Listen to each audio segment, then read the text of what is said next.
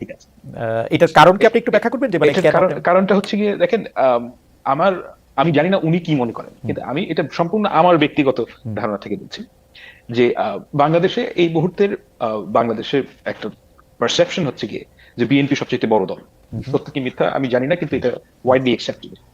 না, ওনার ব্যাপক জনপ্রিয়তা আছে বাংলাদেশের হুম, বিএনপির নেতাকর্মীদের মধ্যে মাঝে। তো উনি আসলে যে ঘটনাটা ঘটবে বলে আমার ধারণা, হুম, হুম, ওই 10 লাখ লোক রাস্তায় যাবেন, হুম, এবং এটা খুব কিভাবে বলবো আমি, মানে এটার যে পলিটিক্যাল ওজন অনেক বেশি হয়ে যায়। হুম, তখন বাংলাদেশের যে সেন্টার অফ পাওয়ার, হুম, এটা শিফট করবে। হুম। এবং বিএনপির অনেক, আমি মনে করি যে দল হিসেবে বিএনপির এতে যে সমস্যাটা হবে যে বাংলাদেশে একটা টাসল তৈরি হবে। এটা বেটার হচ্ছে গিয়ে, tussle between government and BNP. Yes.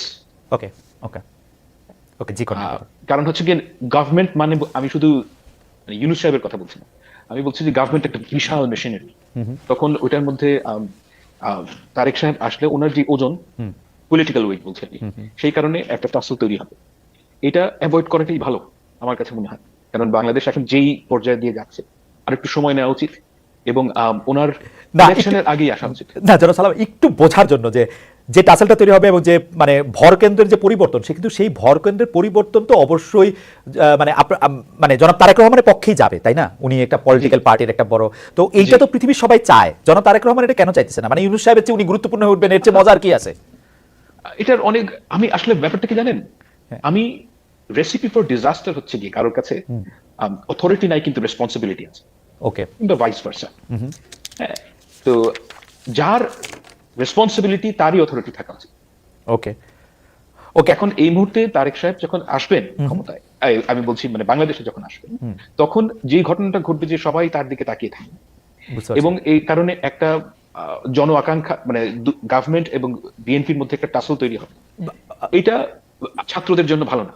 ওকে, আমি আমি আমি আমি আমি আসলে উনার আশা সম্পর্কে অনেক কিছু ভাবছিলাম, আমি এই দিকটা ভাবি নাই। জনাব ফাহাম আব্দুল সালাম, আপনাকে অনেক ধন্যবাদ যে আপনি একটা মানে আমার ভাবনায় একটা নতুন দিক যোগ করেছেন। আমি একটু জনাব রহিন হোসেন প্রিন্স আপনার কাছে একটু জানতে চাই যে জনাব রহিন হোসেন প্রিন্স, আপনি কি মনে করেন যে এই একটা বয়ান যে আসে যে এই সরকার আসলে এই সরকারকে বিশেষ করে যারা তরুণ উপদেষ্টা আছেন তারা প্রতি পদে পদে বাধার সম্মুখীন হচ্ছেন, এবং তার ফলে যে কাজগুলি করা দরকার প্রথমে আইন শৃঙ্খলা থেকে রক্ষা করে আপনি বাজারের কথা বলছিলেন, সেই বাধাটা কি প্রথম প্রশ্ন হচ্ছে বাধাটা সৃষ্টি হচ্ছে কিনা, দ্বিতীয় প্রশ্ন হচ্ছে এই বাধাটা কারা সৃষ্টি করতেছে, আপনি এই সরকারের সাফল্য চান কিনা বা সিপিবি এই সরকারের সাফল্য চায় কিনা?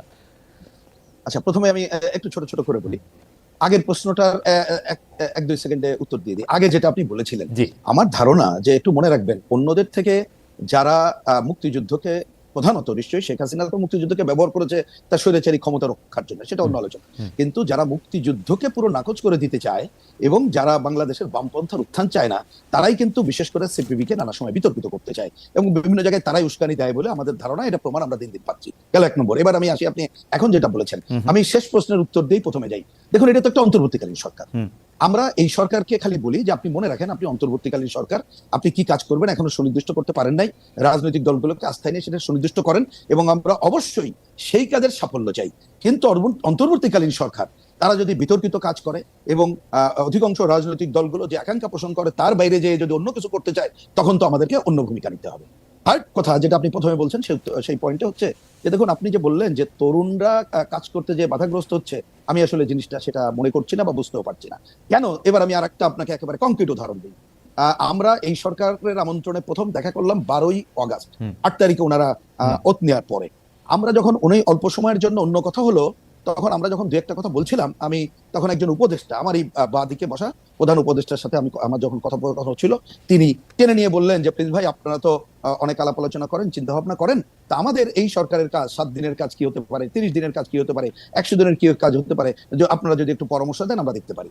আমি কুইক বললাম যে আসলে আপনারা এই ধরনের পরামর্শ চান কিনা, তবে কাজের আগে ঠিক করতে হবে যে আপনারা কতটুকু কাজ করতে চান। সেটা সুনির্দিষ্ট করে যদি আলোচনা করেন, অবশ্যই কমিউনিস্ট পার্টি বা বামপন্থীরা ওকে, সেই সহযোগিতা করতে প্রস্তুত বলে তিনি বললেন যে এটা অগাস্ট মাস সেপ্টেম্বর 1 তারিখ থেকে এ বিষয়ে আলোচনা শুরু করব। আজকে নভেম্বরের কত তারিখ দেখেন, এই বিষয় নিয়ে কোনো আলোচনাই করে নাই। কিন্তু সুতরাং ওনারা তো ওনাদের কাজের রোডম্যাপই তৈরি করতে পারেন নাই। না, সুতরাং রোডম্যাপ যদি তৈরি করেন এবং কিন্তু রাজনৈতিক দলগুলোর আস্থায় নিয়ে করেন, অবশ্যই সর্বাত্মক সহায়তা আমরা করব এবং আমরা তাদের যে কাজ যে একটা সুষ্ঠু নির্বাচনের মধ্য দিয়েই তারা ক্ষমতা হস্তান্তর করা এবং কতগুলো সংস্কারের রূপরেখা তৈরি করে দেওয়া ঐক্যমতের ভিত্তিতে, সেই কাজটা করলে আমরা শতভাগ তাদেরকে আমরা সমর্থন প্রিন্স করব। ভাই, আমি শুধু আপনাকে প্রশ্নটা করে রাখি, কারণ আমি একটু ফাহামের কাছে যাব, যে আপনারা কি আসলে জানেন জনগণ কি চায় বা কি হওয়া উচিত? আপনারা যে জানেন, আমি আপনার কাছে ক্ষমা চেয়ে বলছি, এই প্রমাণ তো আমি 53 বছরে পাই নাই আসলে। আপনারা যদি জনগণকেই বুঝবেন, তাইলে আর মানে আপনারা জনগণ থেকে এত দূরে কেন? মানে আপনি ষড়যন্ত্রের কথা বলতে পারেন, যারা মুক্তিযুদ্ধকে নাকচ করে দিতে চায়, যারা বামপন্থার উত্থান চায় না, তো তারা কারা? তারা তো আর বাইরের থেকে আসে নাই। প্লিজ আমরা আপনার কাছ থেকে শুনবো, আমরা একটু জনাব ফাহাম আব্দুল সালামের কাছে যাই। ফাহাম, নির্বাচন, বিএনপি নেতারা নির্বাচনমুখী হতে চাচ্ছেন। বারবার আমি বিএনপির কথা বলতেছি কারণ আপনাকে মানে বিষয়টার মধ্যে একটু প্রশ্ন করার জন্য, বিএনপি যেহেতু এখন প্রধান রাজনৈতিক দল, অনেকে আমাকে এই প্রশ্ন করছেন যে বারবার বিএনপির কথা কেন আসে। সেই জন্য বিএনপির নেতারা নির্বাচনমুখী হতে চাইছেন, তারা নানাভাবে নির্বাচনকালীন একটা সরকার হিসাবেই ভূমিকা রাখতে বলছেন অন্তর্বর্তীকালীন সরকারকে, যে আপনারা নির্বাচনটা করে দেন। তাহলে নির্বাচন কেন্দ্রিক সংস্কারের বাইরে আর বাকি যে রাষ্ট্রের সংস্কারের কথা আমরা ভেবেছি বা বলেছি, তাইলে কি সেগুলি বিএনপি চায় না? আমরা কি বিএনপিকে একটা আওয়ামী লীগের মতো সরকার হিসাবেই পাবো? মানে জুলাই আন্দোলনকারীরা যেরকম ভাবে বলছে নাকি যে আমরা আরেকটা রাজ পরিবারকে ক্ষমতায় বসাতে চাই কিনা? Absolutely not. কারণ হচ্ছে গিয়ে মানে আমি মনে করি না যে বাংলাদেশে ভবিষ্যতে আরেকটা আওয়ামী লীগ হওয়া সম্ভব হবে, মানে অ্যাটলিস্ট ফোরসিয়েবল ফিউচারে। ভবিষ্যৎ মানে আমি 50 বছর সেটা মিন করি। এখানে আপনাকে বুঝতে হবে যে BNP is the biggest part of this as a political party. They are the biggest party of this ছাত্র আন্দোলন। সবচেয়ে বেশি মানুষ মারা গেছে বিএনপি, সবচেয়ে বেশি সময় ধরে, মানে ছাত্র আন্দোলনের কথা যদি বলেন সেটা জুলাই আগস্ট, কিন্তু গত 15 বছর ধরে সবচেয়ে বেশি যারা কষ্ট করেছিল ছাত্র দলের ছেলেরা, যুব দলের ছেলেরা। না, এবং মানে সেগুলি কি কাউন্টেড হবে ফাহাম? মানে সেগুলি তো প্রত্যেকটা ব্যর্থতার ইতিহাস। এই অক্টোবরেই তো মানে 2টা-4টা বোমা সাউন্ড গ্রেনেড ফোটার পরে পুরো এত বড় সমাবেশ বন্ধ করে বিএনপি চলে গেল। বিএনপি তো আসলে কিন্তু ব্যাপারটা হচ্ছে এটার মধ্যে তো অবশ্যই ব্যর্থতা আছে, কোনো এটা অস্বীকার করার কোনো উপায় নেই। কিন্তু দ্যাট ডাজন্ট মিন যে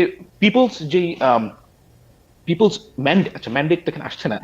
জনসমর্থন বিএনপির ছিল না, বিএনপির হিউজ জনসমর্থন ছিল, এবং সেটা হয়তো নির্বাচন হলে আপনারা বুঝতেও পারবেন। আমি শিওর না, কিন্তু গত 28 অক্টোবর যা আমি দেখেছি সেটাতে মনে হচ্ছে যে তাদের হিউজ পপুলারিটি আছে। তো কথা হচ্ছে যে তারা তো ফ্যাসিস্ট, তাদের যেই তারা আগেও তো কখনো এই রাস্তায় ওঠেনি, আওয়ামী লীগের রাস্তায়, এবং তারা তো প্রতিবার বলছে যে আমরা তাদের, আপনি যদি 31 দফা দেখেন এবং তারা যেই সংবিধানের যেই পরিবর্তন চান সেগুলো কিন্তু অ্যাকচুয়ালি খুব ভালো। মানে সারা তো প্রমিস করছে জনগণকে আমরা এগুলো করবো, রাইট।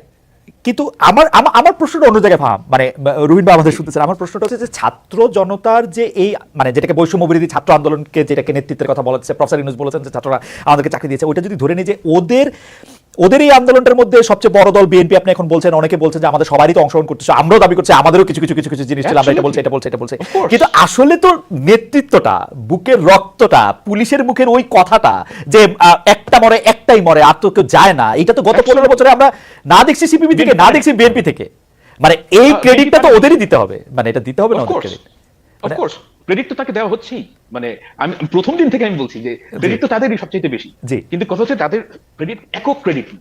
আমি বলছি যে এই আন্দোলনের মধ্যে সাধারণ মানুষের পার্টিসিপেশন ছিল। ঢাকা ইউনিভার্সিটির স্টুডেন্টদের তুলনায় তো প্রাইভেট ইউনিভার্সিটির স্টুডেন্টরা বেশি মারা গেছে। প্রাইভেট ইউনিভার্সিটির স্টুডেন্টরাও এখানে ব্যাপকভাবে এই আন্দোলনের শরিক ছিল। জামায়াত ইসলাম শিবিরের ছেলেমেয়েরা এটার মধ্যে শরিক ছিল।